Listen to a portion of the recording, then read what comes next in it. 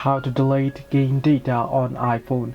Hello everybody, welcome back to my channel. This is me Pipan Bisnath, and today I'll guide you on how you can delete game data on iPhone.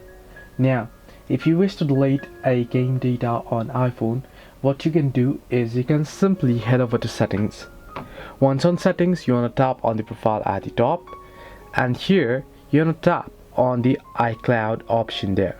Once there, you'll be able to see the option there, manage account storage. You want to tap on it, and now you'll be able to see various apps and games and such, and you'll be able to see their spaces, their details there. If you have any games, suppose I don't have any here, but you can tap on it, and there you'll get the option to clear the data.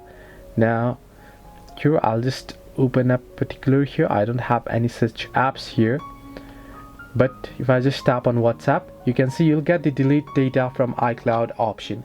So if you open a particular game and tap on it as well, you'll get delete data from iCloud option. You can tap on it and you can go ahead and delete it. So this way you can delete game data on iPhone. Hope this helped you. Do like and subscribe, and do not forget to leave a comment down below if you have any further issues.